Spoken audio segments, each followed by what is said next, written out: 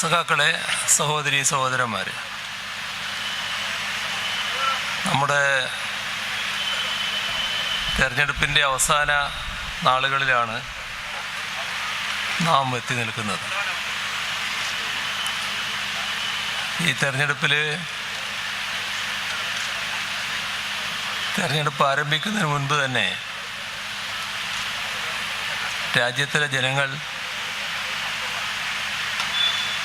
നമ്മുടെ രാഷ്ട്രത്തിൻ്റെ രക്ഷക്കായി ഈ തെരഞ്ഞെടുപ്പിൽ നിലപാടെടുക്കണമെന്ന് തീരുമാനിച്ചു കഴിഞ്ഞതാണ്. നരേന്ദ്രമോദിയുടെ ഗവൺമെൻറ് 10 വർഷം രാജ്യത്ത് പൂർത്തിയാക്കിയിരിക്കുന്നു. ഈ 10 വർഷ കാലയളവിനുള്ളിൽ നമ്മുടെ രാജ്യത്തിൻ്റെ മൂല്യങ്ങൾ ഓരോന്നോരോന്നായി തകർക്കുന്ന നിലപാടാണ് സ്വീകരിച്ചിട്ടുള്ളത്. മാത്രമല്ല, രാജ്യത്തിൻ്റെ ജനാധിപത്യ വ്യവസ്ഥയുടെ ഭാഗമായി നിലനിന്നു പോരുന്ന ഭരണഘടനാ സ്ഥാപനങ്ങൾ, ആ ഭരണഘടനാ സ്ഥാപനങ്ങൾ ഓരോന്നിനെയും തങ്ങളുടെ കാൽക്കീഴിൽ കൊണ്ടുവരാനാണ്, സംഘപരിവാറിൻ്റെ കാൽക്കീഴിൽ കൊണ്ടുവരാനാണ് ഈ കാലഘട്ടം ഉപയോഗിച്ചിട്ടുള്ളത്. അതിൻ്റെ ഭാഗമായി ഇന്ത്യയുടെ പരമോന്നത കോടതിയിലെ ആദരണീയരായ ജസ്റ്റിസുമാരടക്കം സുപ്രീം കോടതിയിൽ നിന്നിറങ്ങി രാജ്യത്തെ അഭിസംബോധന ചെയ്യുന്ന കാഴ്ച നാം കണ്ടതാണ്. എല്ലാറ്റിൻ്റെയും സ്വതന്ത്രാവസ്ഥ ഇല്ലാതാക്കുക, എല്ലാം കാവ്യവൽക്കരിക്കുക, ഈ നിലപാടാണ് രാജ്യത്ത് BJP ഗവൺമെൻറ് അധികാരത്തിലേറിയ നാൾ മുതൽ തുറന്നു വരുന്നത്. ഈ 10 വർഷക്കാലത്തെ രണ്ടായി ഭാഗിക്കാൻ പറ്റും. മൊത്തം RSS അജണ്ട നടപ്പാക്കുന്നുള്ളൊരു കാലയളവാണിത്. BJP സാധാരണ നിലക്കുള്ള ഒരു രാഷ്ട്രീയ പാർട്ടിയല്ല എന്നെല്ലാവർക്കും അറിയാം.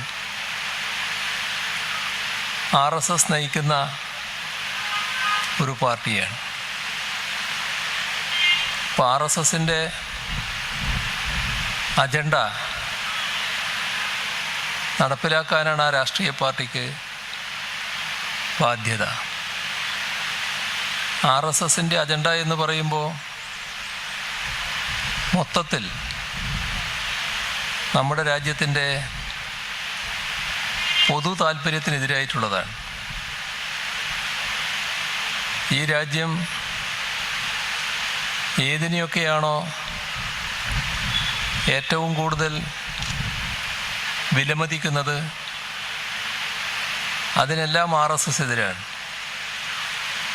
അതിനെയെല്ലാം RSS തള്ളിപ്പറഞ്ഞിട്ടുമുണ്ടാകും. ഏറ്റവും പ്രധാനപ്പെട്ട കാര്യങ്ങൾ മാത്രം എടുത്താൽ മതി. രാജ്യത്തിൻ്റെ ഏറ്റവും വലിയ പ്രത്യേകത നാം ഒരു മതനിരപേക്ഷ രാഷ്ട്രമാണ് എന്നതാണ്. ഏത് മതത്തിലും വിശ്വസിക്കാനും ഒരു മതത്തിലും വിശ്വസിക്കാതിരിക്കാനും ഇവിടെ ആളുകൾക്ക് അവകാശമുണ്ട്. അവരവർക്ക് അവരുടെ വിശ്വാസമനുസരിച്ച് ജീവിക്കാൻ അവകാശമുണ്ട്. എല്ലാവർക്കും നിയമത്തിൻ്റെ മുന്നിൽ തുല്യ പരിഗണനയാണ്. ഒരു വിവേചനവും ഉണ്ടാകില്ല. ഇതെല്ലാം നമ്മുടെ രാജ്യത്തെ ഭരണഘടന ഉറപ്പു നൽകുന്നതാണ്.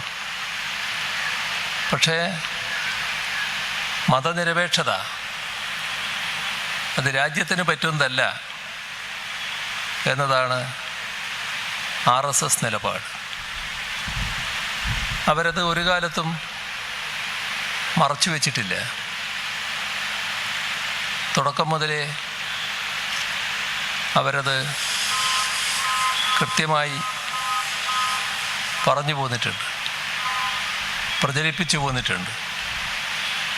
ആകാവുന്നിടത്തെല്ലാം അവരുടെ നയം നടപ്പാക്കാനും അവർ ശ്രമിച്ചിട്ടുണ്ട്. എന്താണ് നയം? രാജ്യത്തെ ജനങ്ങളെ ആകെ ഒരുമയോടെയും ഐക്യത്തോടെയും നിലനിർത്തുക എന്നതാണ് പൊതുവെ രാജ്യം ആഗ്രഹിക്കുന്നത്. പക്ഷേ RSS അതല്ല ചിന്തിക്കുന്നത്. നമ്മുടെ രാജ്യത്ത് വ്യത്യസ്തങ്ങളായ ഭാഷ, വിവിധ മതം, ഒട്ടേറെ ജാതികൾ, വൈവിധ്യമാർന്ന ഒട്ടേറെ സംസ്കാരങ്ങൾ, ഇതെല്ലാം ഉള്ളതാണ്. ഇതിനെയെല്ലാം ഒരേപോലെ നിലനിർത്തിക്കൊണ്ട് നാനാത്വത്തിലുള്ള ഏകത്വമാണ് നമ്മുടെ രാജ്യത്തിൻ്റെ യഥാർത്ഥ കരുത്ത്. അതിനാണ് നാം നല്ലതുപോലെ കഴിഞ്ഞ കാലത്ത് ശ്രമിച്ചിട്ടുള്ളതും അതിൻ്റെ ഭാഗമായി നമുക്കത് നേടാനും നിലനിർത്താനും കഴിഞ്ഞിട്ടുമുണ്ട്. പക്ഷേ ഇത്തരം നാനാത്വത്തിലൊന്നും RSS കാര്യമായി എടുക്കുന്നില്ല. അവർക്കെല്ലാം ഒന്നു മതിയെന്നാണ്. നാനാത്വത്തിലുള്ള മറ്റെല്ലാറ്റിനെയും നിഷേധിക്കുകയാണ്. ഇതാണ് RSSൻ്റെ ഏറ്റവും വലിയ പ്രത്യേകത. അതിൻ്റെ ഭാഗമായി രാജ്യത്തെ തന്നെ, ജനങ്ങളെ തന്നെ രണ്ടായി തിരിക്കുന്ന പ്രത്യയശാസ്ത്രവുമായിട്ടാണ് RSS നടക്കുന്നത്. അത്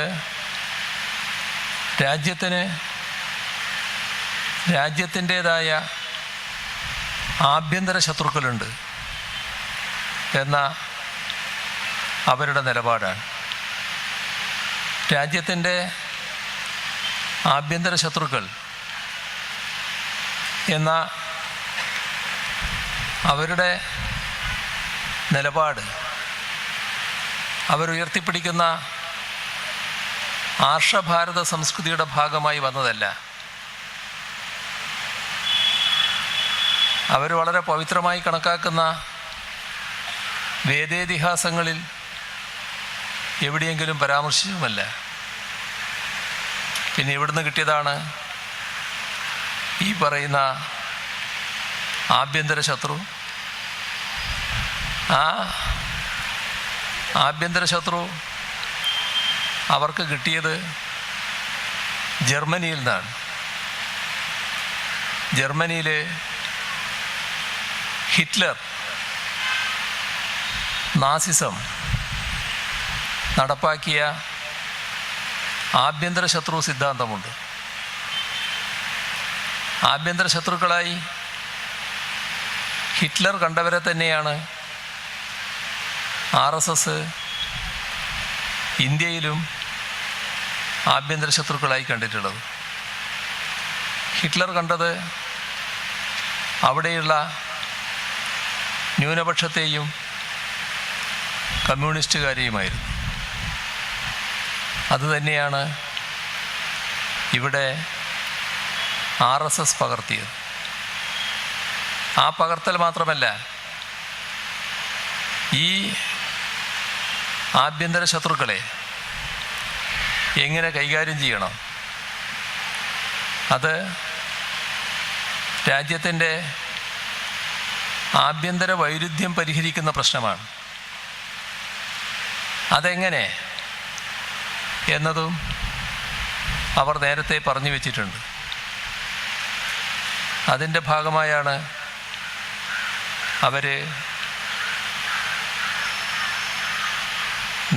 ജർമ്മനിയിൽ ഹിറ്റ്ലർ കാണിച്ച മാതൃകയെ പുകഴ്ത്തിയത്. ഹിറ്റ്ലർ ജർമ്മനിയുടെ ആഭ്യന്തര പ്രശ്നം, ആഭ്യന്തര വൈരുദ്ധ്യം പരിഹരിക്കുന്നതിന് സ്വീകരിച്ച നടപടികൾ അനുകരണീയമാണ്. ജർമ്മനിയുടെ മാതൃക നമുക്ക് അനുകരണീയമാണ് എന്നാണ് RSS പറഞ്ഞത്. എന്താണ് ആ മാതൃക? ലോകം തള്ളിയതും ലോകമാകെ അപലപിച്ചതുമായ ഒന്നാണ് ആ മാതൃക. ലക്ഷക്കണക്കിന് ആളുകളെ കൂട്ടക്കശാപ്പ് ചെയ്ത, മനുഷ്യ മനസാക്ഷിയെ ഞെട്ടിപ്പിച്ച അത്യന്തം മനുഷ്യത്വഹീനമായ നടപടികൾ. അതാണ് ജർമ്മനിയിൽ ആഭ്യന്തര വൈരുദ്ധ്യം പരിഹരിക്കുന്നതിന് സ്വീകരിച്ച അനുകരണീയമായ മാതൃക. ഇതാണ് RSS ഇവിടെ നടപ്പാക്കാൻ ശ്രമിക്കുന്നത്. അതിലൂടെ RSS ഉദ്ദേശിക്കുന്നത് എന്താ? ന്യൂനപക്ഷങ്ങളെ ശത്രുപട്ടികയിൽപ്പെടുത്തി ആക്രമണം നടത്തുക. നിരവധി സംഭവങ്ങൾ രാജ്യത്തുണ്ടായിട്ടുണ്ട്. ഇപ്പോൾ ഒരു വാർത്ത നമ്മുടെ മാധ്യമങ്ങൾ റിപ്പോർട്ട് ചെയ്യുന്നുണ്ട്. തെലുങ്കാനയിൽ ഉണ്ടായ സംഭവം. മദർ തെരേസയുടെ പേരിലുള്ള ഒരു സ്കൂള്, അവിടുത്തെ വിദ്യാർത്ഥികൾ സാധാരണ നിലക്ക് ധരിക്കേണ്ട യൂണിഫോമുണ്ട്. അപ്പോൾ ഹനുമാനുമായി ബന്ധപ്പെട്ട എന്തോ ഒരു ആചാരത്തിൻ്റെ ഭാഗമായി, ഒരു ദിനത്തിൻ്റെ ഭാഗമായി കുട്ടികൾ കാവ്യ വേഷധാരികളായി സ്ഥാപനത്തിലേക്ക് വരുന്നു. അപ്പോൾ സ്ഥാപന മേധാവികൾ കുട്ടികളോട് പറയുകയാണ്, നിങ്ങൾ യൂണിഫോമിലാണ് വരേണ്ടത്. യൂണിഫോം അല്ലാതെ ഇതൊരു ആചാരത്തിൻ്റെ ഭാഗമായി ഇത്തരമൊരു വസ്ത്രം ധരിക്കേണ്ടതുണ്ടെങ്കിൽ നിങ്ങളുടെ രക്ഷിതാക്കൾ ആ വിവരം സ്കൂളിനെ അറിയിക്കണം. ഇതാണ് ആ സ്കൂളിൻ്റെ മേധാവികൾ കുട്ടികളെ അറിയിച്ചത്. പക്ഷേ RSSൻ്റെ സംഘപരിവാറിൻ്റെ ഏറ്റവും വലിയ പ്രത്യേകത വലിയ തോതിൽ നുണ പ്രചരിപ്പിക്കുമെന്നതാണ്. ആ നുണപ്രചരണം പുറത്ത് മറ്റൊരു തരത്തിലാണ് പ്രചരിപ്പിച്ചത്. കാരണം ഈ സ്കൂൾ അവരെ ആഭ്യന്തര ശത്രുവായി കാണുന്ന ക്രൈസ്തവ വിഭാഗം നടത്തുന്ന സ്കൂളാണ്. അപ്പോൾ പുറത്ത് പ്രചരിപ്പിച്ചത് കുട്ടികളെ കാവ്യവേഷത്തിൽ പോയപ്പോൾ ആ വേഷം അഴിപ്പിച്ചു എന്ന് പറഞ്ഞുകൊണ്ട് ഹനുമാനെതിരെ ഈ സ്ഥാപനമെന്തോ നീങ്ങി എന്ന മട്ടിലുള്ള തെറ്റായ പ്രചരണം നടത്തി അതിലൂടെ ആളുകളെ കൂട്ടി സ്കൂളിലേക്ക് ഒരു പറ്റം സംഘപരിവാറുകാർ മാർച്ച് ചെയ്തു. സ്കൂളിൻ്റെ ഗേറ്റ് തകർത്ത് അകത്ത് കയറി ആക്രമണം നടത്തി. സ്കൂളിൻ്റെ അധികൃതർ, അവിടെയുള്ള അധ്യാപകർ, മാനേജർ എല്ലാവരെയും ആക്രമിക്കുന്ന അവസ്ഥയുണ്ടായി. അവിടെ ഒരു പുരോഹിതനാണ് ഈ കാര്യങ്ങൾക്ക് നേതൃത്വം കൊടുത്തു നിൽക്കുന്നത്. ആ പുരോഹിതനെ വളഞ്ഞിട്ട് ആക്രമിച്ചു എന്നാണ് കേൾക്കുന്നത്. ജനക്കൂട്ടം അക്രമാസക്തമായി താഴെ നിൽക്കുന്നു. മേലെ ടെറസിൽ ഈ പുരോഹിതനെ കൊണ്ടുപോയി അദ്ദേഹത്തെ ഭീകരമായി മർദ്ദിച്ചതിന് ശേഷം ജയ് ശ്രീറാം വിളിപ്പിക്കുകയാണ്. എന്നിട്ട് ഈ ജനക്കൂട്ടത്തോട് മാപ്പ് പറയാൻ ആജ്ഞാപിക്കുകയാണ്, മാപ്പ് പറയിപ്പിക്കുകയാണ്. ഇതെല്ലാം സംഘപരിവാർ നടത്തിയ ചെയ്തികളാണ്. ആ ചെയ്തികൾ നടത്തുമ്പോൾ അവിടെയുള്ള പോലീസ് പൂർണ്ണമായും അതിനൊക്കെ സാക്ഷികളായി നിൽക്കുകയാണ്. ഈ വന്ന സംഘപരിവാറെ പിന്തിരിപ്പിക്കാൻ ശ്രമമേ ഇല്ല.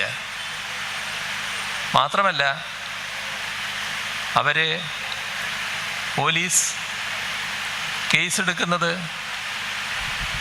ഈ വന്ന സംഘപരിവാറുകാർക്കെതിരെയല്ല. കേസെടുക്കുന്നത് ഈ സ്ഥാപനത്തിനും സ്ഥാപനത്തിൻ്റെ മേധാവികൾക്കും അതിൽ ഭീകരമായി തല്ലുകൊണ്ട ആ പുരോഹിതനുമൊക്കെ എതിരായിട്ടാണ്. ഇത് സംഘപരിവാറിന് വേണ്ടി ചെയ്തത് സംഘപരിവാർ നേതൃത്വം കൊടുക്കുന്ന BJPയുടെ ഗവൺമെൻറ് അല്ല എന്നതും നാം കാണേണ്ടതായിട്ടുണ്ട്. ആ ഗവൺമെൻറ് തെലങ്കാനയിലെ കോൺഗ്രസ് ഗവൺമെൻറ്റാണ്. അവിടുത്തെ മുഖ്യമന്ത്രി ഇവിടെ വന്ന് കേരളത്തിൽ വന്ന് തെരഞ്ഞെടുപ്പ് പ്രചരണം വലിയ തോതിൽ നടത്തിക്കൊണ്ടിരിക്കുന്നുണ്ട്. ഇവിടെ വർഗീയതയെക്കുറിച്ചും അദ്ദേഹം വലിയ പ്രചരണം നടത്തുന്നുണ്ട്. അദ്ദേഹത്തിൻ്റെ നേതൃത്വമെന്നത് സംഘപരിവാർ നേതൃത്വം കൊടുക്കുന്നൊരു ഗവൺമെൻറ് ഉണ്ടായാൽ എന്താണോ ചെയ്യുക അതേ കാര്യം ചെയ്യുന്നൊരു ഗവൺമെൻറ്റായി മാറിയിരിക്കുന്നു. എന്തുകൊണ്ടാണത്? ഈ പ്രത്യേക വ്യക്തിക്ക് നല്ല തോതിലാണ് സംഘപരിവാർ മനസ്സുള്ളത്. കാണേണ്ടത് നേരത്തെ അവിടെ സ്വീകരിച്ച ചില നടപടികളാണ്. ആ നടപടികളിൽ ഒന്ന്, രാജ്യത്ത് രാമക്ഷേത്ര നിർമ്മാണവുമായി ബന്ധപ്പെട്ട RSS അജണ്ട നടപ്പാക്കുന്നതിൻ്റെ ഭാഗമായുള്ള ചില കാര്യങ്ങൾ നേരത്തെ സംഭവിച്ചല്ലോ. അപ്പോൾ പ്രധാനമന്ത്രിയും മറ്റും നേതൃത്വം കൊടുത്തുകൊണ്ട് രാമക്ഷേത്ര ഉദ്ഘാടനവും മറ്റും നടക്കുമ്പോൾ തെലങ്കാനയിൽ ഇദ്ദേഹത്തിൻ്റെ നേതൃത്വത്തിൽ ജനങ്ങൾക്ക് മുന്നിൽ തെരഞ്ഞെടുപ്പിൽ നൽകിയ ഒരു വാഗ്ദാനമുണ്ട്. അത് അവിടുത്തെ 100 മണ്ഡലങ്ങളിൽ 10 കോടി രൂപ വീതം ചെലവിട്ട്, ഓരോ മണ്ഡലത്തിലും 10 കോടി രൂപ വീതം ചെലവിട്ട് രാമക്ഷേത്രങ്ങൾ പണിയുമെന്നായിരുന്നു. അതാണ് ഈ മനുഷ്യൻ. അദ്ദേഹം പഴയ ഒരു സംഘപരിവാർ സംഘടനയിൽപ്പെട്ടയാളാണ്. പിന്നെ പല വഴിക്ക് തിരിഞ്ഞ് കോൺഗ്രസ്സിലെത്തിയിട്ട് കുറച്ച് നാളേ ആയിട്ടുള്ളൂ. അപ്പം അദ്ദേഹത്തിൻ്റെ സംഘപരിവാർ മനസ്സാണ് ഇതിലൊക്കെ പ്രകടമാവുന്നത്. ഒരു ഘട്ടത്തിൽ കുറച്ച് നാൾ മുൻപ് അദ്ദേഹം കേരളത്തിൽ വന്നിരുന്നു. കേരളത്തിൽ നിന്ന് തിരിച്ചുപോയി അദ്ദേഹം പറഞ്ഞൊരു കാര്യമുണ്ട്. അവിടെ പ്രധാനമന്ത്രി വന്നു പോയിരുന്നു. അപ്പോൾ പ്രധാനമന്ത്രിയെ സ്വന്തം ജ്യേഷ്ഠ സഹോദരനെ പോലെയാണ് ഞാൻ കണക്കാക്കുന്നത്. എൻ്റെ മാതൃകാപുരുഷനാണ് പ്രധാനമന്ത്രി എന്നാണ് ഈ മനുഷ്യൻ പ്രകീർത്തിച്ചിരുന്നത്. മാത്രമല്ല, ഗുജറാത്താണ് എൻ്റെ മോഡൽ സംസ്ഥാനം. അപ്പോൾ ഗുജറാത്തിൻ്റെ മോഡലിൽ തെലങ്കാനയെ വികസിപ്പിക്കാനാണ് ഞാൻ ആഗ്രഹിക്കുന്നത്. മോഡൽ എന്ന നിലക്ക് സംസ്ഥാനം ഗുജറാത്ത്, ഭരണാധികാര രംഗത്ത് മോഡൽ നരേന്ദ്രമോദി. ഇദ്ദേഹം കോൺഗ്രസിൻ്റെ മുഖ്യമന്ത്രിയാണെന്നാണ് പറയുന്നത്. ആ മുഖ്യമന്ത്രി നേതൃത്വം കൊടുക്കുന്ന സംസ്ഥാനത്താണ് ഈ തരത്തിൽ ന്യൂനപക്ഷ വേട്ട നടന്നത്. ഇവിടെ ഇന്ന് ആദരണീയനായ കാന്തപുരം അബൂബക്കർ മുസ്ലിയാരുടെ ഒരു പ്രസ്താവന കാണാനിടയായി. ഈ സ്കൂൾ ആക്രമണത്തെ അപലപിച്ചുകൊണ്ടുള്ളത്. ന്യൂനപക്ഷങ്ങൾക്ക് വിദ്യാലയങ്ങൾ നടത്താനുള്ള അവകാശമുണ്ട്, അതിനാവശ്യമായ സംരക്ഷണം നൽകുകയാണ് വേണ്ടത്. മറ്റ് നടപടികളെ അപലപിക്കുന്ന നില അദ്ദേഹം സ്വീകരിച്ചതായി കണ്ടു. തീർത്തും സ്വാഗതാർഹമായ നിലയാണത്. ഇത് ഏതെങ്കിലും ഒരു വിഭാഗം ന്യൂനപക്ഷത്തിന് നേരെ മാത്രം സ്വീകരിക്കുന്നതല്ല. ക്രിസ്ത്യൻ വിഭാഗത്തിന് നേരെ മണിപ്പൂരിൽ നടത്തിയ വംശഹത്യ രീതിയിലുള്ള ആക്രമണം നമ്മളെല്ലാവരുടെയും മനസ്സിനെ ഞെട്ടിച്ചതാണ്. ഇന്ത്യൻ മതനിരപേക്ഷ മനസ്സിനെ വേദനിപ്പിച്ചു ഒന്നാണ്. ഒരു മതത്തിൽ വിശ്വസിക്കുന്നു എന്നതിൻ്റെ പേരിൽ മാത്രം വംശഹത്യയുടെ അടുത്ത് എത്തേണ്ടി വന്ന ഒരു വിഭാഗം ജനങ്ങൾ. ഇത് ഇപ്പോൾ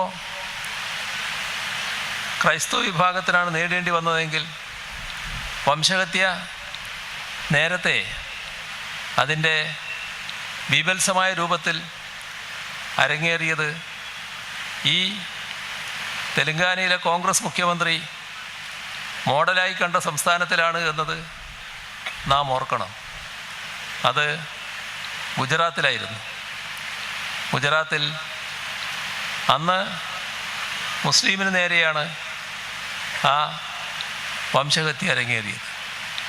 രാജ്യം മാത്രമല്ല, ലോകം തന്നെ അപലപിച്ച സംഭവം. ഇതെല്ലാം RSSൻ്റെ ആഭ്യന്തര വൈരുദ്ധ്യം പരിഹരിക്കുന്നതിൻ്റെ ഭാഗമായി നടത്തപ്പെടുന്ന കാര്യങ്ങളാണ് എന്ന് നാം കാണണം. ചുരുക്കത്തിൽ RSS നമ്മുടെ രാജ്യത്തിൻ്റെ മതനിരപേക്ഷത അംഗീകരിക്കുന്നില്ല. നരേന്ദ്രമോദിയുടെ സർക്കാർ രണ്ടാം ഊഴത്തിലേക്ക് എത്തുന്നത് 2019-ലാണ്. രണ്ടാം ഊഴത്തിന് മുൻപ് രംഗസംവിധാനമായിരുന്നു. എല്ലാ പശ്ചാത്തല കാര്യങ്ങളും ഒരുക്കുകയായിരുന്നു. അതിൻ്റെ ഭാഗമായി RSS കാഴ്ചപ്പാടനുസരിച്ച് രാജ്യത്ത് നടക്കാൻ പാടില്ലാത്ത ഒരുപാട് കാര്യങ്ങൾ 2014 മുതൽ 19 വരെയുള്ള 5 വർഷക്കാലം നരേന്ദ്രമോദിയുടെ സർക്കാർ നിർവഹിച്ചിരുന്നു. 2019 വീണ്ടും അധികാരത്തിലേറിയപ്പോൾ ഇവിടെ RSS അജണ്ട പ്രത്യക്ഷത്തിൽ നടപ്പാക്കേണ്ട സമയമായി എന്നവർ കണ്ടു. ആ പ്രത്യക്ഷത്തിൽ അജണ്ട നടപ്പാക്കുന്നതിൻ്റെ ഭാഗമായി ആദ്യം ചെയ്തത് മതനിരപേക്ഷതയുടെ കടക്കൽ കത്തിവെക്കലാണ്. മതനിരപേക്ഷത നേരത്തെ പറഞ്ഞതുപോലെ ഏത് മതത്തിലും വിശ്വസിക്കാനുള്ള അവകാശം എല്ലാവർക്കും നൽകുകയാണ്. നമ്മുടെ രാജ്യത്തിൻ്റെ പൗരത്വത്തിന്മേലാകാം ആദ്യത്തെ കൈവെപ്പ് എന്നാണ് സംഘപരിവാർ നിശ്ചയിച്ചത്. പൗരത്വം മതാടിസ്ഥാനത്തിലല്ല. പക്ഷേ ഇന്ത്യ ഗവൺമെൻറ് 2019 BJPയുടെ ഗവൺമെൻറ് രണ്ടാം ഊഴം കിട്ടിയ ഉടനെ ഒട്ടും കാലതാമസമില്ലാതെ പൗരത്വ നിയമ ഭേദഗതി കൊണ്ടുവന്നു. ആ നിയമ ഭേദഗതിയിൽ പൗരത്വം മതാടിസ്ഥാനത്തിലാക്കുകയായിരുന്നു. ലോകം ഞെട്ടിപ്പോയി. ലോകം അതിനെതിരെ രംഗത്ത് വന്നു.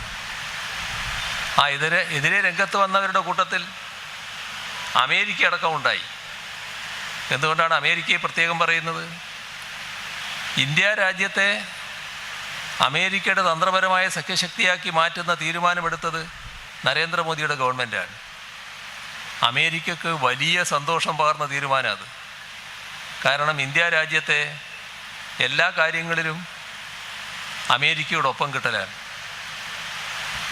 പക്ഷേ ഇത് വന്നപ്പോൾ ഇതിൻ്റെ കൂടെ നിൽക്കാൻ അവർക്ക് കഴിഞ്ഞില്ല. കാരണം അത്രമാത്രം അപരിഷ്കൃതമായ നിലപാടാണിത്. അവർ പരസ്യമായി ഇന്ത്യ ഗവൺമെൻറ് തീരുമാനത്തെ അപലപിച്ചു. കാരണം ലോകത്ത് ഒരു പരിഷ്കൃത രാഷ്ട്രവും പൗരത്വം മതാടിസ്ഥാനത്തിലാക്കിയിട്ടില്ല. അഭയാർത്ഥികളോട് വിവേചനം കാണിക്കുന്നില്ല. അഭയാർത്ഥികളെ മതാടിസ്ഥാനത്തിൽ വിഭജിക്കാറില്ല. ലോകത്തൊരുപാട് രാഷ്ട്രങ്ങൾ അഭയാർത്ഥി പ്രശ്നം കൈകാര്യം ചെയ്യുന്നുണ്ട്. നമ്മൾ ചെയ്തത് എന്താ? നമ്മുടെ തൊട്ടുകിടക്കുന്ന പാകിസ്ഥാൻ, ബംഗ്ലാദേശ്, അഫ്ഗാനിസ്ഥാൻ ഈ രാഷ്ട്രങ്ങളുടെ പേര് പറഞ്ഞ് അവിടെ നിന്ന് വന്നിട്ടുള്ള അഭയാർത്ഥികൾ കുറേ കാലമായിട്ട് ഇവിടെ കഴിയുന്നുണ്ട്. അവർക്ക് പൗരത്വം നൽകുക നല്ല കാര്യമാണ്, ആരും അതിനെതിരല്ല. പക്ഷേ പൗരത്വം നൽകുന്ന പ്രശ്നം വന്നപ്പോൾ ആ പൗരത്വ നിയമ ഭേദഗതിയിൽ ഇന്ത്യ ഗവൺമെൻറ് കൊണ്ടുവന്നത് RSS അജണ്ടയായി പോയി. 6 വിഭാഗത്തിന് മാത്രം പൗരത്വം, ഇല്ലാത്തത് മുസ്ലിമിന്, മറ്റു വിഭാഗങ്ങൾക്ക്. അപ്പോൾ മുസ്ലിമിന് പൗരത്വം നൽകാതിരിക്കാൻ വേണ്ടിയൊരു നിയമം കൊണ്ടുവന്നു എന്ന് പറഞ്ഞാൽ അതിൽ വലിയ തെറ്റില്ല. ഇതാണ് ലോകമാകെ അപലപിക്കുന്നതിനിടയാക്കിയത്. നമ്മുടെ രാജ്യത്ത് ശക്തമായ പ്രതിഷേധം ആ ഘട്ടത്തിൽ തന്നെ ഉയർന്നു. ഡൽഹി രാജ്യതലസ്ഥാനം വലിയ പ്രക്ഷോഭത്തിൻ്റെ കേന്ദ്രമായി. ഒരുപാട് ദേശീയ നേതാക്കൾ ആ പ്രക്ഷോഭങ്ങളിൽ പങ്കെടുത്ത് അറസ്റ്റ് ചെയ്യപ്പെട്ടു. അറസ്റ്റ് ചെയ്യപ്പെട്ടവരുടെ കൂട്ടത്തിൽ 2 കമ്മ്യൂണിസ്റ്റ് പാർട്ടികളുടെ ജനറൽ സെക്രട്ടറിമാരുണ്ടായി, സീതാറാം യെച്ചൂരിയും D രാജയും. പ്രകാശ് കാരാട്ട്, ബൃന്ദ കാരാട്ട്, ബിനോയ് വിശ്വം, അങ്ങനെ ഒരു വലിയ നിര ഈ അറസ്റ്റ് ചെയ്യപ്പെട്ടവരുടെ കൂട്ടത്തിൽ. ഒരു കാര്യം ആലോചിക്കണം കേട്ടോ, ഇതിനെവിടെയും ഒരു കോൺഗ്രസ്സുകാരനെയും കണ്ടില്ല. ഈ അറസ്റ്റ് ചെയ്യപ്പെട്ടവരുടെ കൂട്ടത്തിൽ എവിടെയും കോൺഗ്രസ്സുകാരുണ്ടായില്ല. എന്താണ് ഇതുപോലൊരു പ്രശ്നത്തിൽ നിന്ന് അവർ മാറി നിൽക്കാനിടയായത്? വീണ്ടും അവിടെ പ്രക്ഷോഭം കനത്തു. ജനുവരിയിൽ കടുത്ത പ്രക്ഷോഭം. സംഘപരിവാർ പ്രക്ഷോഭകർക്കെതിരെ ആക്രമണത്തിൻ്റെ രംഗത്തിറങ്ങി. ആക്രമിക്കപ്പെട്ട ഇരകളുടെ രക്ഷയ്ക്കായി ഇടതുപക്ഷ എംപിമാരും ഇടതുപക്ഷ നേതാക്കളും ഓടിയെത്തി. അവിടെയും കോൺഗ്രസിനെ കാണാനില്ല. ആ ഘട്ടത്തിൽ തയ്യാറാക്കപ്പെട്ട കുറ്റപത്രത്തിൽ സീതാറാം യെച്ചൂരിയുടെ പേര്, ഏതെങ്കിലും കോൺഗ്രസ്സുകാരൻ്റെ പേര് ആ പട്ടികയിലുണ്ടായോ? എവിടെയുമില്ല. എന്തുകൊണ്ട് കോൺഗ്രസ് ഈ പ്രക്ഷോഭത്തിൽ നിന്ന് ഒഴിഞ്ഞു നിന്നു? ഇത് ദേശീയ തലത്തിലുണ്ടായ കാര്യം. നമ്മുടെ സംസ്ഥാനം കുറച്ച് വ്യത്യസ്തമായിരുന്നു. ഈ പ്രഖ്യാപനം വന്ന ഉടനെ, പൗരത്വ നിയമ ഭേദഗതി പ്രഖ്യാപിച്ച ഉടനെ, ആ നിയമം വന്ന ഉടനെ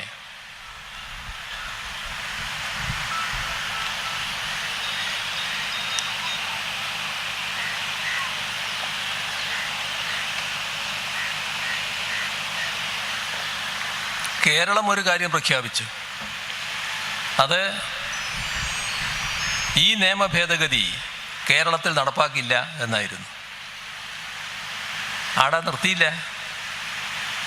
അതിൻ്റെ പിന്നാലെ സംയുക്തമായ ഒരു പ്രതിഷേധ സംഗമം തിരുവനന്തപുരം രക്തസാക്ഷി മണ്ഡപത്തിൽ എല്ലാവരും, പ്രതിപക്ഷ നേതാവും പ്രതിപക്ഷ നേതാക്കളും എല്ലാം പങ്കെടുത്തു.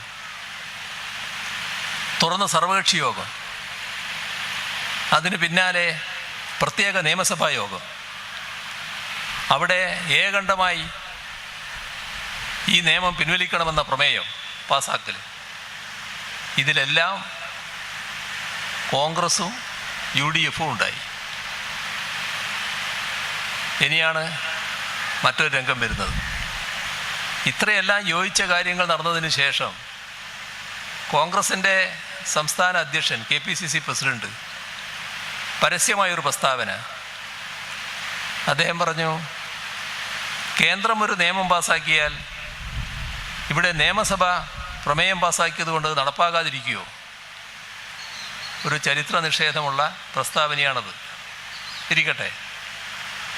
അതിൻ്റെ പിന്നാലെ മറ്റൊരു കാര്യം പറഞ്ഞു, ഇനിമേലിൽ ഞങ്ങൾ യോജിച്ച പ്രക്ഷോഭത്തിനില്ല. എന്താ അങ്ങനെയൊരു നിലപാടെടുക്കാൻ കാരണം? അവിടെയാണ് ഒരു അനുമാനം ഞങ്ങൾ പറഞ്ഞത്. ആ അനുമാനം തെറ്റായിരുന്നുവെങ്കിൽ കോൺഗ്രസിൻ്റെ നേതാക്കന്മാർക്ക് തിരുത്തായിരുന്നു.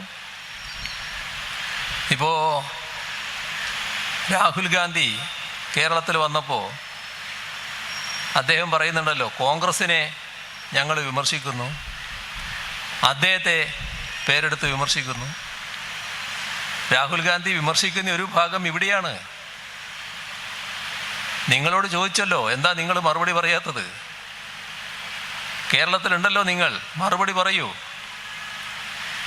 ഈ പറയുന്ന സംയുക്ത പ്രക്ഷോഭത്തിൽ നിന്ന് കോൺഗ്രസ് പിൻവാങ്ങിയത് കേന്ദ്ര കോൺഗ്രസ് നേതൃത്വത്തിന് നിർദ്ദേശമനുസരിച്ചല്ലേ? അല്ലെങ്കിൽ അല്ല എന്ന് പറ. ഞങ്ങൾ അങ്ങനെ ഒരു നിർദ്ദേശം നൽകിയിട്ടില്ല എന്ന് പറയാലോ. എന്താ പറയാത്തത്? അവർ സ്വയമേവ തീരുമാനിച്ചതാണ്. അവർ സ്വയമേവ തീരുമാനിച്ചതായിരുന്നു നേരത്തെ പങ്കെടുത്തത്, യോജിച്ച പ്രക്ഷോഭത്തിൽ പങ്കെടുത്തത്. നിങ്ങൾ രാജ്യത്തൊരിടത്തും പങ്കെടുക്കാതിരിക്കുമ്പോൾ കേരളത്തിൽ മാത്രം പങ്കെടുക്കുന്നത് ശരിയല്ല എന്ന തരത്തിൽ നിങ്ങൾ നൽകിയ നിർദ്ദേശത്തിൻ്റെ ഭാഗമായല്ലേ അവർ പിൻവലിച്ചിട്ടുണ്ടാകുക? അതാണ് ഞങ്ങൾ ഉന്നയിച്ച സംശയം. അതിനാണല്ലോ നിങ്ങൾ മറുപടി പറയേണ്ടത്. ഇതേവരെ മറുപടി പറയുന്നില്ലല്ലോ. ചോദ്യം വ്യക്തമാണല്ലോ. എന്താണ് അതിന് മാത്രം മറുപടിയില്ലാത്തത്? പോട്ടെ, ഇതെല്ലാം 4 വർഷം മുൻപുള്ള കാര്യം. എന്നാൽ ആ ഘട്ടത്തിൽ നാം ചെയ്ത കാര്യം നമ്മൾ ഓർക്കണം. നമ്മൾ അവിടെയൊന്നും നിർത്തിയില്ല. ഇതിൻ്റെ ഭരണഘടനാ സാധുത ചോദ്യം ചെയ്തുകൊണ്ട് കേരള സർക്കാർ സുപ്രീം കോടതിയിൽ സ്യൂട്ട് ഫയൽ ചെയ്തു. ഇപ്പോൾ ചട്ടഭേദഗതി വന്നപ്പോൾ അതും കൂടി ചേർത്തുകൊണ്ട് ആ സ്യൂട്ട് ശക്തിപ്പെടുത്താൻ അഡ്വക്കേറ്റ് ജനറലിനെ ചുമതലപ്പെടുത്തി. നിങ്ങൾ പലരും മഞ്ചേശ്വരം മുതൽ പാറശാല വരെ ആ ഘട്ടത്തിൽ തീർത്ത മനുഷ്യച്ചങ്ങലയിൽ പങ്കെടുത്തവരായിരിക്കും. എന്തിനാണതൊക്കെ? അതെല്ലാം വ്യക്തമായ ഉദ്ദേശത്തോടെ തന്നെയാണ്. ഈ നിയമം വന്നപ്പോൾ കോടാനുകോടി ജനങ്ങളാണ് ഇന്നലെ വരെ ജീവിച്ചതുപോലെ ഈ മണ്ണിൽ കുടുംബത്തിന് ജീവിക്കാൻ കഴിയുമോ എന്ന ആശങ്കയിൽ കഴിയുന്നത്. ആ ആശങ്കപ്പെടുന്നവരോട് നിങ്ങൾ ഒറ്റക്കല്ല, ഞങ്ങൾ ഒപ്പമുണ്ട് എന്ന സന്ദേശം, അതാണ് ഈ പരിപാടികളിലൂടെ ഞങ്ങൾ നൽകിയത്. നിങ്ങൾ എന്ത് ചെയ്തു രാഹുൽ ഗാന്ധി? പോട്ടെ, 4 വർഷം മുൻപുള്ള കാര്യം, ഇപ്പോൾ ഉള്ള കാര്യം എടുക്ക്. ഈ ചട്ടം വന്നല്ലോ. ചട്ടങ്ങൾ വന്നപ്പോൾ രാജ്യത്തെല്ലാവരും ബഹിഷ്കരിച്ചു. ശബ്ദിക്കാത്ത ഒരു കൂട്ടർ മാത്രമേ ഉള്ളൂ, അത് കോൺഗ്രസ്സാണ്. എന്താണ് അവർക്ക് ശബ്ദിക്കാൻ പറ്റാത്തത്? ഇതെല്ലാവർക്കും അറിയാലോ. സംഘ് പരിവാർ അജണ്ടയാണ്. സംഘ് പരിവാർ അജണ്ട നടപ്പാക്കാൻ ബാധ്യതപ്പെട്ട കേന്ദ്ര ഗവൺമെൻറ്, BJP ഗവൺമെൻറ് ആ സംഘ് പരിവാർ അജണ്ട നടപ്പാക്കുകയാണ്. അത് നടപ്പാക്കുന്നത് മതനിരപേക്ഷതക്ക് പോർലേൽപ്പിക്കാനും മതനിരപേക്ഷത ഇല്ലാതാക്കാനുമാണ്. എല്ലാം വ്യക്തമാണല്ലോ. അതിനോടൊപ്പം സംഘ് പരിവാർ മനസ്സിനല്ലാതെ നിൽക്കാൻ കഴിയോ? എവിടെ പോയി നിങ്ങളുടെ മതനിരപേക്ഷ മനസ്സ്? എങ്ങനെയാണ് നിങ്ങൾക്ക് സംഘ് പരിവാർ മനസ്സിനോട് സമരസപ്പെടാൻ കഴിയുന്നത്? അതുകൊണ്ടല്ലേ പ്രതികരിക്കാൻ പറ്റാതിരുന്നത്? നിങ്ങളുടെ പ്രസിഡന്റിനോട് മാധ്യമപ്രവർത്തകർ ചോദിച്ചല്ലോ, ഈ ചട്ടങ്ങൾ വന്നതിന് ശേഷം എന്താണ് അഭിപ്രായം? സന്ധ്യ കഴിഞ്ഞ സമയത്താണ് ചോദ്യം. മറുപടി എന്താണെന്നറിയോ? രാത്രി ആലോചിച്ച് പറയാം. എന്തൊരു പരിഹാസമാണെന്ന് നോക്കണം. എന്തേ നിങ്ങൾക്ക് അഭിപ്രായമില്ലാത്തത്? രാഹുൽ ഗാന്ധിയെ പേരെടുത്ത് വിമർശിക്കുന്നതിൽ അദ്ദേഹത്തിന് പരിഭവം. ആ പരിഭവം അദ്ദേഹം പരസ്യമായി പറഞ്ഞിരിക്കുന്നു. രാഹുൽ ഗാന്ധി, നിങ്ങളുടെ പേര് ഇവിടെയാണ് പറഞ്ഞത്, അതൊന്നുകൂടി ശ്രദ്ധിച്ചോളൂ. രാഹുൽ ഗാന്ധിയുടെ നേതൃത്വത്തിൽ രാജ്യത്ത് ഒരു യാത്രയാ ഘട്ടത്തിൽ നടക്കുന്നു. ആ യാത്രയിൽ ലോകത്തുള്ളതും രാജ്യത്തുള്ളതുമായ എല്ലാ പ്രശ്നങ്ങളെക്കുറിച്ചും അദ്ദേഹം പ്രതികരിക്കുന്നു. ഈ പൗരത്വ നിയമ ഭേദഗതിയെക്കുറിച്ച് മാത്രം പ്രതികരണമില്ല. എന്തേ അങ്ങനെ? നിങ്ങൾ പ്രതികരിക്കുമെന്നെല്ലാവരും പ്രതീക്ഷിച്ചല്ലോ. അവസാനം വയനാട്ടിൽ നാമനിർദ്ദേശ പത്രിക നൽകാൻ വരുമ്പോൾ എങ്കിലും പ്രതികരിക്കുമെന്ന് കരുതിയല്ലോ. പോട്ടെ, ഈ ദിവസങ്ങൾ നിങ്ങൾ ഇവിടെ പര്യടനം നടത്തിക്കൊണ്ടിരിക്കുകയാണല്ലോ. എവിടെയെങ്കിലും പ്രതികരിച്ചോ? എന്താണ് നിങ്ങൾക്ക് പ്രതികരിക്കാൻ വിഷമം? പോട്ടെ, അതും പോട്ടെ. തെരഞ്ഞെടുപ്പ്, രാഷ്ട്രീയ പാർട്ടികൾ പ്രകടന പത്രിക പുറത്തിറക്കുന്നു. ആ പ്രകടന പത്രികയിൽ എല്ലാവരും അവരവരുടെ നയം പ്രഖ്യാപിക്കുന്നു. ഞങ്ങൾ 2 കമ്മ്യൂണിസ്റ്റ് പാർട്ടികൾ ഇറക്കിയ പ്രകടന പത്രിക, 2ലും കൃത്യമായി പറഞ്ഞിരിക്കുന്നു, പൗരത്വ നിയമ ഭേദഗതി റദ്ദ് ചെയ്യും. ഒരു വ്യക്തത കുറവുമില്ല. രാഹുൽ ഗാന്ധി, നിങ്ങളുടെ പ്രകടന പത്രികയോ? നിങ്ങളുടെ പ്രകടന പത്രികയിൽ ഒന്നും പറയുന്നില്ല. ഒന്നും പറയുന്നില്ല എന്ന ഭാഗം വിമർശനമായി ഞങ്ങൾ ഉന്നയിച്ചു. അപ്പോൾ കേരളത്തിൻ്റെ പ്രതിപക്ഷ നേതാവ് രംഗത്ത് വന്നു. എന്താണിത്? പ്രകടന പത്രിക വായിക്കാതെ അഭിപ്രായം പറയുന്നു. പ്രകടന പത്രികയുടെ ഇത്രാമത്തെ പേജ് നോക്കൂ, അതിൽ ഇത്രാമത്തെ ഖണ്ഡിക വായിക്കൂ. അതിൽ കോൺഗ്രസിൻ്റെ നയം കൃത്യമായി പറഞ്ഞിരിക്കുകയല്ലേ? ഇതൊന്നും വായിക്കാതെയാണ് പ്രകടന പത്രികയിൽ ഇതിനെക്കുറിച്ചൊന്നും പറഞ്ഞില്ല എന്ന് പരാമർശിക്കുന്നത് എന്നൊക്കെ പറഞ്ഞ് അദ്ദേഹം ഒരു വാദഗതി അവതരിപ്പിച്ചു. അത് അപ്പടി വിശ്വസിച്ചോ അല്ലെങ്കിൽ 2 കൂട്ടരും ചേർന്നോ തയ്യാറാക്കിയൊരു തിരക്കഥ. രണ്ടു കൂട്ടർ എന്ന് പറഞ്ഞാൽ ഒന്ന് മലയാള മനോരമയാണ്. പിറ്റേ ദിവസം മലയാള മനോരമയിൽ ഫ്രണ്ട് പേജിൽ ബാനർ ഹെഡിങ്, ഈ പ്രകടന പത്രിക വായിച്ചില്ല, ഈ പറഞ്ഞ പേജ് നോക്കിയില്ല, ആ പറഞ്ഞ ഗണ്ണിക നോക്കിയില്ല, ഇങ്ങനെയാണ് പരാമർശം നടത്തിയത് എന്നൊക്കെ പറഞ്ഞിട്ട്. ആ പത്രം പുറത്തിറങ്ങിയ ദിവസം മാധ്യമപ്രവർത്തകരെ കാണുമ്പോൾ കോൺഗ്രസിൻ്റെ പ്രകടന പത്രിക കൂടി കയ്യിൽ കരുതി. ആ പ്രകടന പത്രിക അവരെ കാണിച്ചു, ഈ പത്ര വാർത്തയും കാണിച്ചു, ഈ പറഞ്ഞ പേജ് അതെടുത്തു, ആ പേജിലെ ഗണ്ണിക പറഞ്ഞ ഗണ്ണിക എടുത്തു. പോരാലോ, വായിക്കണ്ടേ? അത് വായിച്ചു. എവിടെയും പൗരത്വ നിയമ ഭേദഗതി എന്ന ഒരു വാക്കില്ല. ആ ഗണ്ണികയിലല്ല, ഈ പറഞ്ഞ പ്രകടന പത്രികയിൽ ഒരിടത്തുമില്ല. എന്തു പറ്റി? എവിടെയാണ് കോൺഗ്രസ്? സംഘപരിവാർ മനസ്സിനോടൊപ്പം ഒട്ടി നിൽക്കാൻ ഇതിൽ പരം വൈഭവം വേറെ ഉണ്ടാവൂ? എന്താണ് അവസ്ഥ? ഏതായാലും കള്ളി വെളിച്ചത്തായി. അപ്പോൾ പിന്നെ ശരിയായ രീതിയിൽ നമ്മുടെ KPCC പ്രസിഡന്റിൻ്റെ ചുമതല വഹിക്കുന്ന UDF കൺവീനറുണ്ട്. അദ്ദേഹം പറഞ്ഞു, ഞങ്ങൾക്ക് പ്രകടന പത്രിക ഉൾപ്പെടുത്താൻ മനസ്സില്ല, അതിന് നിങ്ങൾക്ക് എന്ത് വേണം? ശരി, നല്ലത്, അതങ്ങനെ പറഞ്ഞാൽ മതിയല്ലോ. ആ പറഞ്ഞതാണ് ശരി. അദ്ദേഹം ഇപ്പോൾ പറഞ്ഞു, ഈ തെലങ്കാനയിലെ പ്രശ്നം മാധ്യമപ്രവർത്തകർ എല്ലാവരോടും ചോദിക്കുമല്ലോ. അപ്പോൾ അദ്ദേഹത്തോട് ചോദിച്ചു. അദ്ദേഹം പറഞ്ഞു, അത് എന്നോടല്ല ചോദിക്കേണ്ടത്, തെലങ്കാന മുഖ്യമന്ത്രിയും മന്ത്രിമാരും ഒക്കെ ഇവിടെ പ്രചരണത്തിൽ വരുന്നുണ്ട്, ആ തെലങ്കാന സംഘത്തോട് പോയി ചോദിക്കും. അപ്പോൾ അവർ കോൺഗ്രസ് അല്ലേ?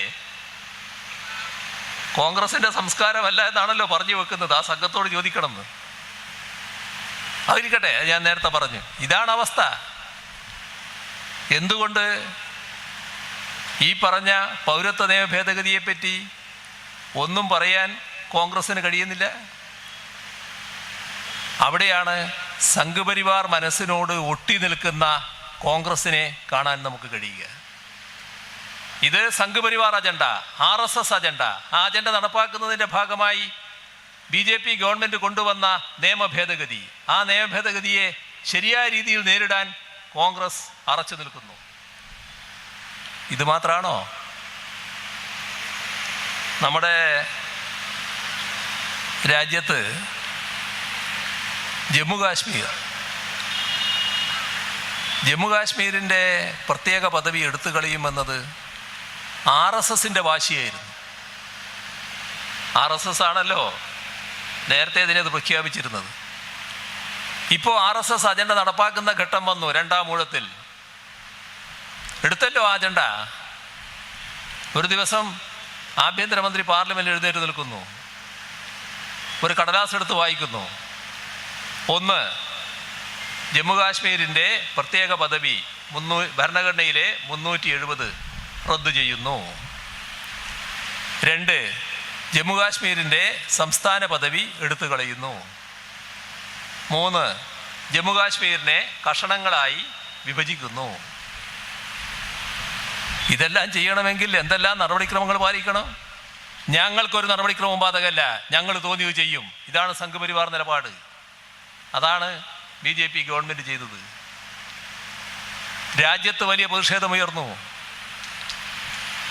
ഉയരേണ്ട രീതിയിൽ പ്രതിഷേധം കോൺഗ്രസിൽ നിന്ന് ഉയർന്നോ? സാങ്കേതികമായി എതിർത്തിട്ടുണ്ടാകാം. പക്ഷേ പാർലമെന്റിലും പുറത്തും ഉയരേണ്ട രീതിയിൽ പ്രതിഷേധം ഉയർത്താൻ കോൺഗ്രസിന് കഴിഞ്ഞോ? എന്താ പ്രശ്നം? കോൺഗ്രസിൽ ഒരുപാട് പേര് BJPയെ രഹസ്യമായി ചെന്ന് കണ്ട് അഭിനന്ദിച്ചു. ഈ കാര്യത്തിൽ ഒരാളുടെ കാര്യം രഹസ്യമല്ല. രാജ്യസഭയിലെ ചീഫ് വിപ്പ്, കോൺഗ്രസിൻ്റെ ചീഫ് വിപ്പ്, അദ്ദേഹത്തിന് ആവേശം അടക്കാനായില്ല. അടക്കാനാകാത്ത ആവേശം. എന്തൊരു നല്ല കാര്യമാണ് ഈ സർക്കാർ ചെയ്തത്. ജമ്മു കാശ്മീരിൻ്റെ പ്രത്യേക പദവി എടുത്തു കളയുക, സംസ്ഥാന പദവി ഇല്ലാതാക്കുക. ആവേശമടക്കാൻ കഴിയാതെ അദ്ദേഹം കോൺഗ്രസ് വിട്ടു, BJP ചേർന്നു. BJP അദ്ദേഹത്തെ വീണ്ടും രാജ്യസഭാംഗമാക്കി രാജ്യസഭയിലേക്ക് അയച്ചു. ഇത്തരം സംഘപരിവാർ മനസ്സുകാരെത്ര നിങ്ങളുടെ നേതൃതലത്തിൽ? അതല്ലേ നിങ്ങൾക്ക് RSS അജണ്ട BJP നടപ്പാക്കുമ്പോൾ അതിനെ എതിർക്കാൻ കഴിയാതിരിക്കുന്നത്, വേണ്ട രീതിയിൽ എതിർക്കാൻ കഴിയാതിരിക്കുന്നത്? ഇവിടെ നമ്മൾ മറ്റൊരു കാര്യം കൂടി ആലോചിക്കണം. 2019 ലോക്സഭാ തെരഞ്ഞെടുപ്പിൽ ഈ കേരളത്തിൽ നിന്ന് ജയിച്ചുപോയ പാർലമെന്റ് അംഗങ്ങൾ മഹാഭൂരിഭാഗം UDF ആയിരുന്നല്ലോ. അവസാനത്തെ കണക്ക് പറഞ്ഞാൽ 18 UDF, 2 LDF. ആലപ്പുഴയിലും കോട്ടയത്തുള്ള 2 LDF MP-മാർ, ബാക്കിയെല്ലാം UDF. ഈ 18 അംഗ സംഘം നമ്മുടെ കേരളത്തിൻ്റെ വികാരം പ്രതിഫലിപ്പിക്കാൻ കഴിഞ്ഞവരാണോ? ഈ പറഞ്ഞ പ്രശ്നങ്ങളിൽ എവിടെയെങ്കിലും ഈ 18 അംഗ സംഘത്തെ കണ്ടോ? പാർലമെന്റിൽ കണ്ടോ? പുറത്ത് പ്രതിഷേധം നടക്കുമ്പോൾ കണ്ടോ? അവരെ തെരഞ്ഞെടുത്ത് അയച്ചവർ എത്ര കണ്ടാണ് വേദനിച്ചത്? മതനിരപേക്ഷതയെ ബാധിക്കുന്ന പ്രശ്നങ്ങളിൽ അവർക്ക് നിലപാടെടുക്കാൻ കഴിയുന്നില്ലല്ലോ. ഇതിൽ മാത്രമാണോ? NIA നിയമം ഭേദഗതി ചെയ്യാനും വന്നു. കൂടുതൽ കടുപ്പിക്കാനാണ്. കോൺഗ്രസ് അതിന് എതിർക്കാൻ തയ്യാറില്ല. ലോക്സഭയുടെ കാര്യം ആകെ എതിർത്തത് 6 പേര്. അതിലൊന്ന് ആലപ്പുഴയിലെ ആരിഫ്. ഈ 18 അംഗ സംഘം എവിടെയെങ്കിലും ഉണ്ടായോ? ഇല്ലാലോ. UAPA ഒരു കരിനിയമം, അത് കൂടുതൽ കരിനിയമമാക്കുന്നു. ആ കരിനിയമം എതിർക്കേണ്ടതല്ലേ? കോൺഗ്രസ് ആരെ കൂടെ നിന്നു? BJPയുടെ കൂടെ നിന്നു. ഈ നിയമങ്ങളെല്ലാം എന്തിനു കൊണ്ടുവന്നു എന്ന് ആർക്കെങ്കിലും അറിയാത്തവരുണ്ടോ ഇന്ത്യയിൽ? ഇതാണ് കോൺഗ്രസ്. ഈ 18 അംഗ സംഘം കേരളത്തിൻ്റെ ഏതെങ്കിലും പ്രശ്നത്തിൽ കേരളത്തോടൊപ്പം നിന്നോ? കേന്ദ്ര ഗവൺമെന്റ് നമുക്ക് അർഹതപ്പെട്ടതെല്ലാം നിഷേധിക്കുകയായിരുന്നല്ലോ. ഖമ എന്നൊരക്ഷരം കേന്ദ്ര ഗവൺമെന്റിനെതിരെ പാർലമെന്റിൽ ശബ്ദിച്ചോ? ഞങ്ങൾ സംസ്ഥാന സർക്കാർ 2 തവണ MP-മാരോട് ആവശ്യപ്പെട്ടു അവരുടെ കോൺഫറൻസിൽ, നിങ്ങൾ സംയുക്തമായി ധനമന്ത്രിയെ കാണണം. സമ്മതിച്ചു. തയ്യാറായില്ല. 2ാമത്തെ തവണ നിവേദനം ഒപ്പിടാൻ വേണ്ടി ചെന്നപ്പോൾ പറഞ്ഞത് എന്താണെന്നറിയോ? ഞങ്ങൾ ഒപ്പിടാം, പക്ഷെ ഒരു വാചകം എഴുതണം. കേരളത്തിലെ ഗവൺമെൻറ്റിൻ്റെ കെടുകാര്യസ്ഥതയാണ് ഇതിനെല്ലാം ഇടയാക്കിയത്. എങ്ങനെയുണ്ട്? കേന്ദ്ര ഗവൺമെൻറ് കാണിക്കുന്ന വിവേചനം, കേന്ദ്ര ഗവൺമെൻറ് കാണിക്കുന്ന അവഗണന, അതിനെതിരെയാണ് നിവേദനം. ആ നിവേദനത്തിൽ പറയണം, ഇതൊന്നും നിങ്ങളുടെ കുഴപ്പമല്ല, ഞങ്ങളുടെ സംസ്ഥാനത്തൊരു സർക്കാരുണ്ട്, ആ സർക്കാർ കാണിക്കുന്ന പിടിപ്പുകേട് കൊണ്ടാണ് ഇതെല്ലാം സംഭവിച്ചിട്ടുള്ളത്. ഇങ്ങനെ കേന്ദ്ര ഗവൺമെന്റിനോടൊപ്പം നിൽക്കുന്ന സമീപനമല്ലേ ഈ 18 അംഗ സംഘം എടുത്തത്? എല്ലാ ഘട്ടത്തിലും BJP സർക്കാരിനോടൊപ്പമല്ലേ അവർ നിന്നത്? കേരളത്തിന് എതിരായ നിലപാടല്ലേ സ്വീകരിച്ചു പോയത്? ഇതാണ് നാം കാണേണ്ടത്. സുപ്രീം കോടതിയിൽ കേരളം പോയല്ലോ. എത്രയാ നമ്മുടെ സംസ്ഥാനത്തിന് കിട്ടേണ്ട വിഹിതം കിട്ടാതാക്കിയത്? സുപ്രീം കോടതി മുൻപാകെ സംസ്ഥാനം കണക്കവതരിപ്പിച്ചു. 1,07,500 കോടിയിൽ പരം രൂപ ഈ കഴിഞ്ഞ 7 വർഷം കൊണ്ട് കേരളത്തിന് കിട്ടേണ്ടിയിരുന്നത് കിട്ടാതാക്കി. നമ്മുടെ കേസ്, ആ കേസിൽ വാദം കേൾക്കുമ്പോൾ ഇപ്പം കിട്ടേണ്ടിയിരുന്നൊരു പണമുണ്ട്. അതുമായി ബന്ധപ്പെട്ട് പ്രശ്നങ്ങൾ വന്നു. അവസാനം കോടതി, സുപ്രീം കോടതി കേന്ദ്ര ഗവൺമെന്റിനോട് പറഞ്ഞു, നിങ്ങൾ എന്താണ് ഈ കാണിക്കുന്നത്?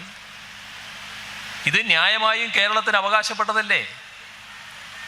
ആദ്യം നിങ്ങൾ ആ 13,000 കോടിയിൽ പരം രൂപ കേരളത്തിന് അനുവദിക്കൂ. അപ്പോഴാണ് അനുവദിക്കുന്നത്. അർഹതപ്പെട്ട പണം ലഭിക്കുന്നതിന് സുപ്രീം കോടതിയുടെ ഇടപെടൽ വേണ്ടി വരുന്നു. പിന്നെയും കേസിന്റെ വാദം തുടരുന്നു. പ്രധാനമന്ത്രി ഇവിടെ വന്ന് പറയുന്നു കേരളത്തിനെതിരെയാണ് സുപ്രീം കോടതിയുടെ വിധിയെന്ന്. ആണോ? ആ വാദം കേട്ട സുപ്രീം കോടതി പറയുന്നു കേരളം ഉന്നയിച്ചിട്ടുള്ളത് വളരെ ഗൗരവമായ വിഷയമാണ്. ഞങ്ങൾ, അതായത് സുപ്രീം കോടതി, ഇതേവരെ കടക്കാത്ത മേഖലയാണിത്. ഇത് കേരളം ഉന്നയിച്ചത് സാമ്പത്തിക ഫെഡറലിസത്തിൻ്റെ പ്രശ്നമാണ്. സുപ്രീം കോടതി ഇതേവരെ വ്യക്തത വരുത്താത്ത പ്രശ്നമാണത്. അതുകൊണ്ട് തന്നെ വിശദമായ വാദം ഇത് കേൾക്കണം. അതിനായി ഈ പ്രശ്നം 5 അംഗ ഭരണഘടനാ ബെഞ്ചിന് വിടുന്നു. കേരളത്തിൻ്റെ വാദം അംഗീകരിക്കുകയാണ് ചെയ്തത്. സുപ്രീം കോടതിയുടെ നിലപാട് ഇവിടുത്തെ 18 അംഗ സംഘത്തിനും കോൺഗ്രസിനും UDF-നും മുഖത്തേറ്റ അടിയല്ലേ? ഇതല്ലേ നമ്മൾ കാണേണ്ടത്? BJPക്ക് കേരള വിരുദ്ധ സമീപനം ഉണ്ടാകുന്നത് നമുക്ക് മനസ്സിലാക്കാം. കാരണം അവരെ നാട് അംഗീകരിക്കുന്നില്ല. അതുകൊണ്ട് അവർക്കൊരു വിരോധമുണ്ട്. ഇവർക്കെന്താണ് വിരോധം? ഇവർ നാടിനെ പ്രതിനിധീകരിച്ചല്ലേ അവിടെ പോയിട്ടുള്ളത്. പക്ഷെ ഇവർക്കും കേരള വിരുദ്ധ സമീപനം, ഈ 18 അംഗ സംഘത്തിനും കോൺഗ്രസിനും UDF-നും കേരള വിരുദ്ധ സമീപനം വന്നിരിക്കുന്നു. ഇത് നമ്മുടെ നാടാകെ തിരിച്ചറിഞ്ഞിരിക്കുകയാണ്. അതിൻ്റെ പ്രത്യേകത എന്താ? ഈ കേരള വിരുദ്ധ സമീപനം സ്വീകരിക്കുന്നവരെ അംഗീകരിക്കാനാവില്ല. അതിനെതിരെയുള്ള ശക്തമായ നിലപാടിൽ കേരളം എത്തുന്നു. നമ്മുടെ കേരളത്തിലെ എല്ലാ പാർലമെൻ്ററി മണ്ഡലങ്ങളും എടുത്താൽ കാണുന്നൊരു കാഴ്ച, ഈ എല്ലാ മണ്ഡലങ്ങളിലും അതിശക്തമായ LDF അനുകൂല തരംഗം അലയടിച്ചുയരുന്നു എന്നതാണ്. ഇതാണിന്ന് കേരളത്തിലെ യാഥാർത്ഥ്യം. ഈ ഘട്ടത്തിലാണ് ഞങ്ങളുടെ പ്രധാനപ്പെട്ട ഒരു നേതാവിനെ തന്നെ, സഖാവ് എളമരം കരീമിനെ, ഈ മണ്ഡലത്തിൽ സ്ഥാനാർത്ഥിയായി LDF നിർത്തിയിരിക്കുന്നത്. സഖാവ് എളമരം കരീമിനെ ആർക്കും പരിചയപ്പെടുത്തേണ്ട കാര്യമില്ല. ദീർഘകാലത്തെ പൊതുപ്രവർത്തനത്തിൻ്റെ ഉടമ, വിവിധ രംഗങ്ങളിൽ, സംഘടനാ രംഗത്തും ഭരണരംഗത്തും സാമൂഹ്യ രംഗത്തും എല്ലാം നല്ല മികവും പാഠവും കാണിച്ച രാഷ്ട്രീയ നേതാവ്. അദ്ദേഹത്തെ ഈ മണ്ഡലം സ്ഥാനാർത്ഥിത്വം പ്രഖ്യാപിച്ചു കഴിഞ്ഞ ഉടനെ തന്നെ പൂർണ്ണമായി നെഞ്ചേറ്റിക്കഴിഞ്ഞു. ഒരു കാര്യത്തിൽ ആർക്കും സംശയമുണ്ടാകില്ല. നല്ല തെളിമയുള്ള നിലപാട്, ആശയത്തിൽ പൂർണ്ണ വ്യക്തത. അതാണ് എളമരം കരീമിൻ്റെ എല്ലാ കാലത്തെയും പ്രത്യേകത. അതുകൊണ്ട് തന്നെ ദേശീയ തലത്തിലുള്ള പ്രശ്നങ്ങളായാലും സംസ്ഥാന വിഷയങ്ങളായാലും ഈ മണ്ഡലത്തെ ബാധിക്കുന്ന വിഷയങ്ങളായാലും തെളിമയോടെ വ്യക്തതയോടെ അവതരിപ്പിക്കാൻ സഖാവ് എളമരം കരീമിന് കഴിയും. അത്തരമൊരു പ്രതിനിധിയാണ് തങ്ങൾക്ക് ആവശ്യം എന്ന് ജനങ്ങളാകെ കരുതുന്നു.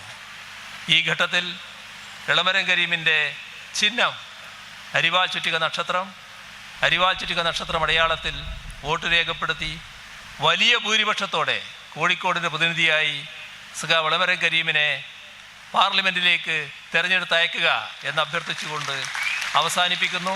നിങ്ങൾക്കെൻ്റെ അഭിവാദ്യങ്ങൾ.